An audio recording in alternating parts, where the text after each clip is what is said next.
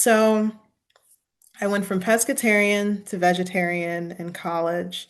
And then during COVID, I went vegan. And that kept me pretty healthy. And I felt more connected to my food. And I learned more about animal cruelty as well during that time.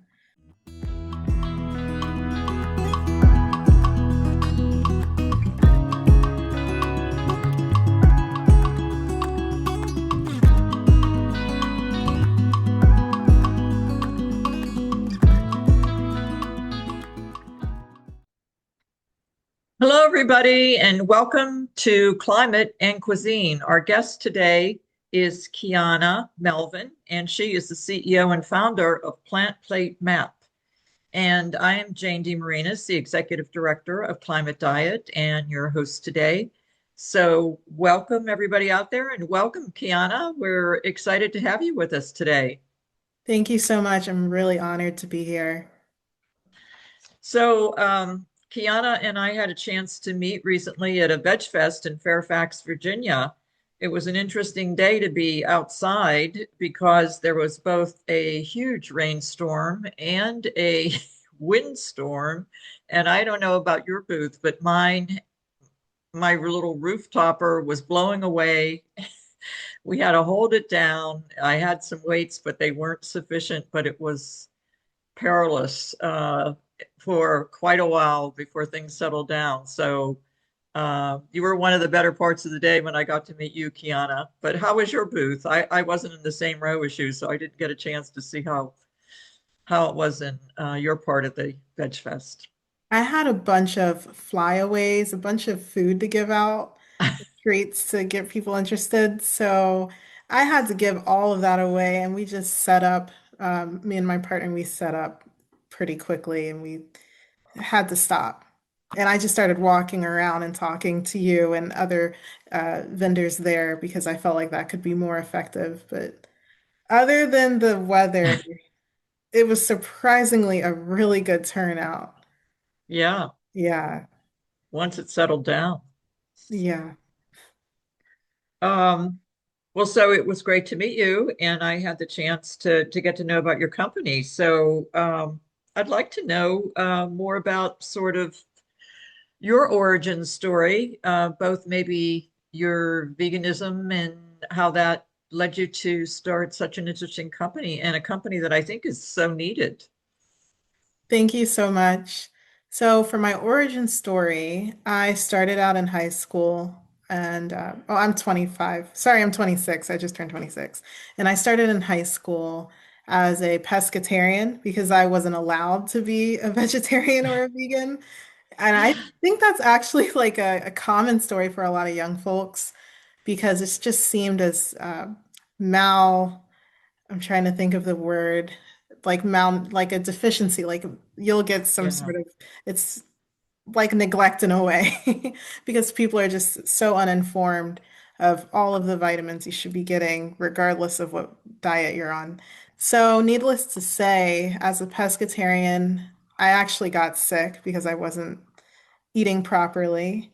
And that still didn't deter me from challenging myself to just trying to eat healthier. I will say that was my first mission for veganism because I felt like just eating cleaner without death, it wasn't more so me even thinking about the animals, honestly. I was just thinking about what was going into my body. Then later, after learning more about how cruel the animals were treated, for some reason, the thought of death, it could have just stopped there, but just because of the programming we've gotten, it just seems so normalized, like we're not all on the same level. So I went from pescatarian to vegetarian in college. And then during COVID, I went vegan, and that kept me pretty healthy. And I felt more connected to my food, and I learned more about animal cruelty as well during that time. So, So I have a question for you in regard mhm. to that. How many times a week do people ask you, well, where do you get your protein? Oh my goodness. I was just talking to my godmom about amino acids, and how that builds, those are the building blocks of protein. So not that much anymore. I can average it to about maybe twice a month Okay, that's from good. extended family. Yeah. My daughter and I always laugh about this. My daughter that's I have two out of three daughters that are vegan, and my oldest daughter is the one that uh, convinced us actually to become vegan, my husband and I. And we read the China study, but we always laugh. How many times have you been asked, where do you get your protein? People just really are unclear, and they think the only protein source is meat and dairy. Right. So tell us a little bit about how you founded your business, being a vegan and a pescatarian first, and a vegetarian second, and then a vegan. How did that lead you then to, uh, become CEO of Plant Plate Map? So I started Plant Plate Map fairly recently in November of 2025. And before that, I was working on like not a restaurant guide, a shopping guide, because that was my focus then. I'm always thinking of how to make things more efficient. And then I stumbled across the idea of just a large directory. Um, I haven't come across a large directory like what I have, and especially the filters that are on my directory. And just seeing that gap in what's already available, I realized I could do this. I study technology and I wanted to challenge myself and make a useful tool. Then I realized it could benefit the whole community, especially businesses. That's another big mission of mine. So many vegan restaurants have closed down in my Mm. small area. So that Yes. alone inspired me to do this. Yeah, absolutely. The same as you're in a little further north, but in the metro area here, we have definitely lost vegan restaurants, and then some vegan restaurants have made themselves smaller. One had 3 stories and 3 different floors, and now he's down to two Oh, in a townhouse in DuPont Circle. But yeah, on another one, we went to a Mother's Day dinner on a vegan restaurant in DC, Washington, DC, but that chain had three and now they're down to two. So there's just, it's really, it's really sad because at the same time, and we've done Climate Diet's done some surveys of food preferences using Survey Monkey. So not our website and not people that are oriented toward green or plant-based eating, but just the general population. And that showed that about 20 to 30% of mainly younger people are leaning vegan or leaning plant-based and are either already eating plant-based or thinking about it or in some fashion planning to be vegan. So it's mhm. that's a pretty big number because generally you hear it's much, much less, 4% sometimes is what I hear. Wow. Vegetarian sometimes is 8% is what I hear of the population. But so 20 to 30% of people that are, and this suggests that the common age was usually 20 to 30. Okay. So that's really a growing, definitely a growing trend. Yeah, it is. That's our present and soon our future. Absolutely. Yeah. And our concern is not just my organization's concern is not just your health, because, and that is the reason my husband and I became vegan, but what's happening with the planet and the impact of cutting down all the rainforests in Brazil and other huge plots of land where rainforests are just being decimated. Uh, and that loss of trees, I mean, it's just changing the climate. And we'd like to point out how many records keep getting set. We have a program called Power of Food that we Mm. teach in schools.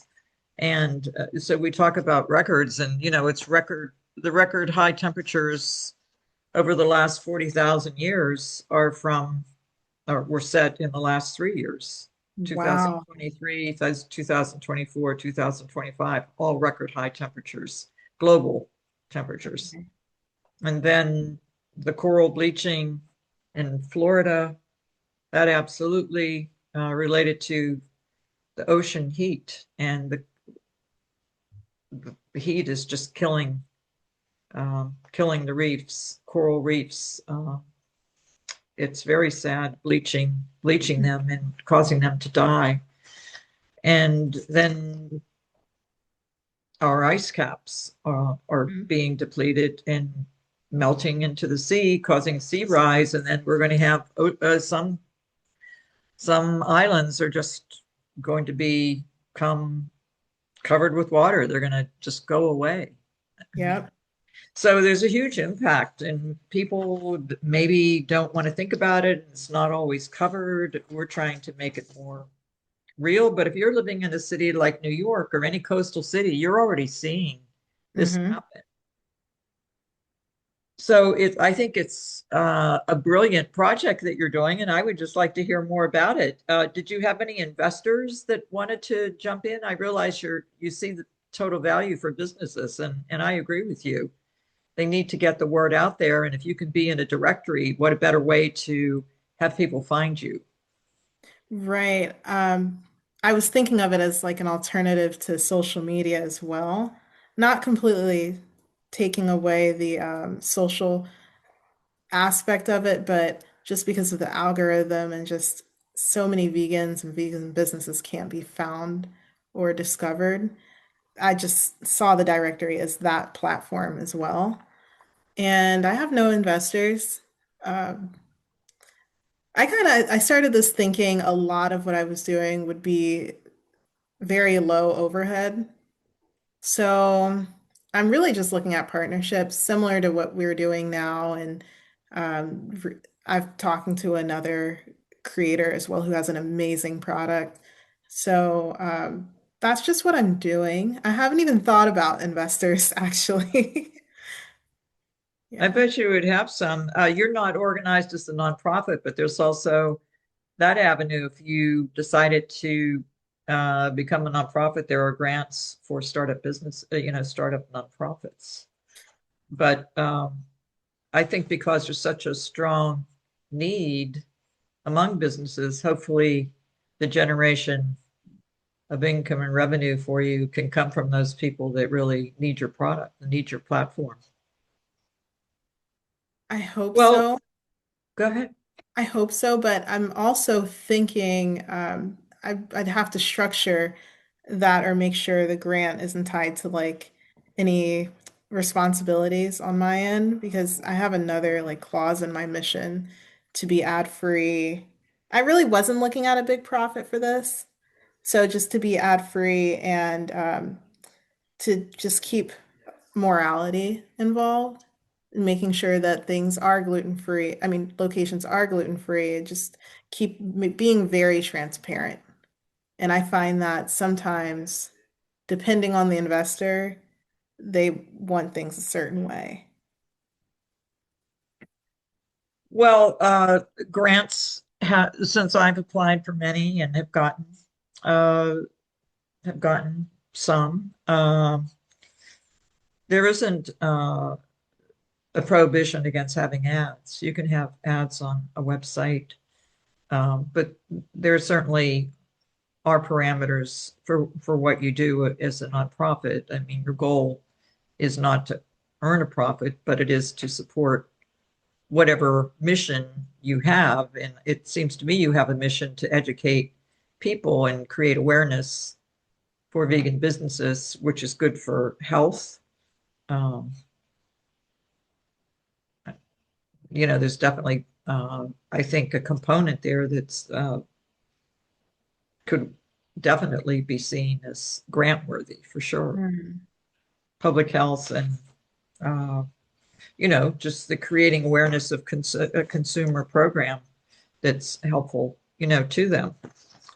But let's get back to some of the things that you had in mind when you started. And you said you do have a background having a business before. Did you work on another directory previously?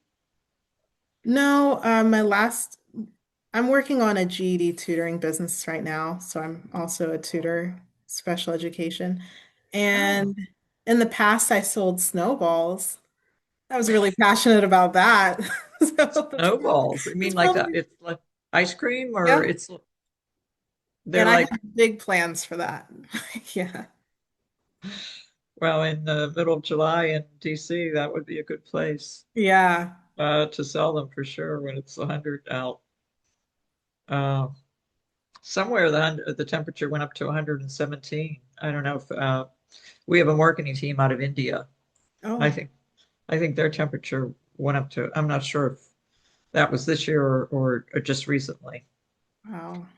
Well, so do you see among your own age group, we have some surveys that I mentioned, there's a growth in veganism, but do you see that through some of your own friends that there's more interest in veganism and plant-based eating? And and tell me a little bit about how they think. Do they see it as, do they do it for health mainly, or what do you think? Most of my friends are doing it for health. Some of them have bounced back and forth between it. To me, I don't really think I feel like it's more plant-based when you're bouncing around or when it's not about the animals. So I think that's kind of why I had such a long monologue earlier. But within my group, I think it's just for health. But trends online, um, it seems like people are also doing it for health as well. So I don't really think it's much of a push for the animals. Well, there's also climate. Yeah, but people bring up the argument that uh, farming and certain crops cause a lot of deforestation and other problems with the climate. They contribute as well. Well, that's why we're against meat and want to be vegan. You want to be vegans is to halt animal agriculture and the crops. I mean, that's the whole idea, is to only grow, take out the middleman. Why have a cow give you protein when you can get the protein straight from the plant? I'm telling you, I've seen arguments of people saying the plant as well is causing climate change, deforestation to grow plants as well. I just saw it and it blew my mind. I'm like, it's not the plants. Maybe the way the unethical practices, or maybe the pesticides poisoning the soil, but I think the focus should be, like you said, on the animals. Um, well, I guess when you think, so cattle raising in Brazil, where there's a huge amount of cattle raising, and a lot of it's just not regulated by the government there. They feel that it's a way to get economic development for their country, and there's few rules and regulations. People were just cutting down the rainforest. I just read a book about this. It's called Jungle. I think it's called Jungle Keeper, and he was there, and it's disturbing to read. But they are cutting down a lot, but animals eat a ton of, you know, cattle weigh about 1 ton each, 2,000 pounds. They're huge. So it takes 1,800 to produce 1 pound of beef, takes 1,800 gallons of water. I mean, it's hugely resource intensive. So besides cutting the trees down to make way for cattle grazing and the food that they're going to eat, there's a lot of water that also goes into that. But so growing those plants that are going to just feed animals is taking a lot of land and resources, definitely, and cutting down rainforest for it. But it growing plants for humans, yeah, definitely some people, some farmers are probably using pesticides that may not be good and can be harmful to the environment. There's a nonprofit actually that deals in that in somewhere in Maryland. Oh, okay. Yeah, I need to look I can into give that. you her name offline and the name of the organization. I don't remember it right off the top of my head, but Okay. yeah, there is a nonprofit working on that issue. But tell me a little bit more about what your plans are and how your platform operates, or tell our viewers some things that they would like to know. If they're looking for a restaurant, is it set up where they go to a city, or how does it work? So to look for a restaurant, you can do it in two ways. First, you can use the food locator, and that's on the home page, and you put in your city and your state. And then if you have any filters, you can add that as well. Like if you're gluten-free or if you want to shop women-owned, then you can browse that. And then the other way is through the directory. And when you go through the directory, you can also save it, but you can just click on the food category, and then you can see restaurants as well as caterers, private chefs, and food trucks. And so, in addition to the restaurants, well, what percent of the listings? I think you told me initially there's 1,200 listings in your directory now. What percent are restaurants versus other types of vegan businesses? Because we do see growing numbers of vegan businesses like shoes and pocketbooks that are made of vegan leather versus cow leather or animal leather. So far, I will say I wanted to make sure I got all of the food spots nationally. So there's around 1,700 total listings, and there's 1,500 food. So that's Okay. like what, 80, 85, 90%. I should have used the calculator. And that's what I have.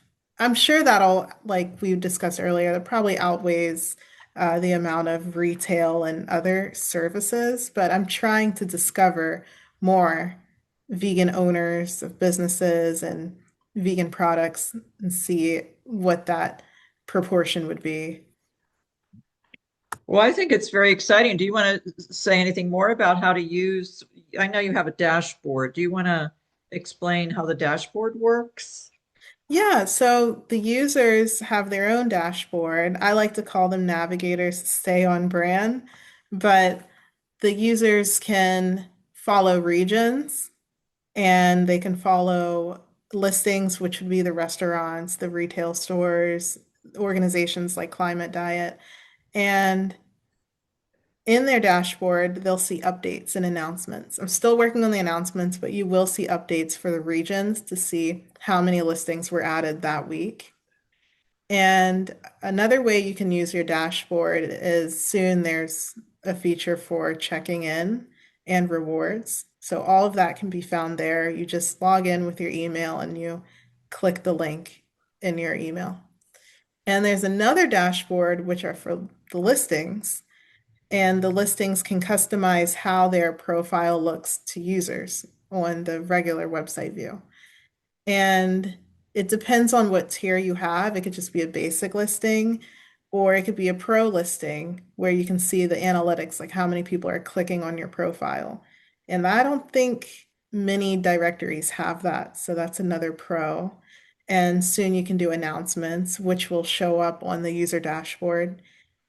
And that's the gist of the two separate dashboards.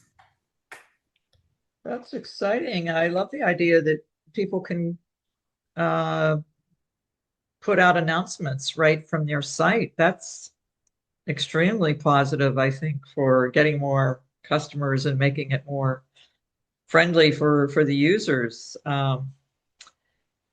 So two final questions. One is, do you want to just say your web address so everyone knows it? We'll try and put it on the outside of we put when we package these and send them to Spotify and the other podcasters out there, platforms. Um, we'll put that on it. But do you want to just tell the audience your web address? Yes, it's www.plantplatemap, PLANTPLATEMAP.com. And no dots in between or dashes all together. All one word, yeah. Okay, great. And so the final question is, what would you like to tell vegan eaters out there? Their growing population. Do you just have any thoughts for them, one way or the other, about your own journey or your product or?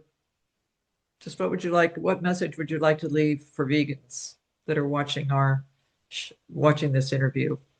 Two thoughts come to mind. I'd like to say thank you to vegans for your creativity and being so strong in your advocacy because I'm constantly learning new things and unlearning things that I thought were natural and trying to improve myself because I feel like I'm always going to be on a journey and I just want to become a better activist. And I'm just really thankful for vegans' determination, especially during these times. And another thing is, I know it's hard to not tone down being passionate. It's kind of in twofold because I feel like what vegans are fighting for are it's so important on every front. It's worth the passion, the frustration, the anger, and the happiness for animals and their freedom and just the environment. But getting more people on board with the lifestyle and with the diet, it requires grace in my experience with my immediate family because I've seen change.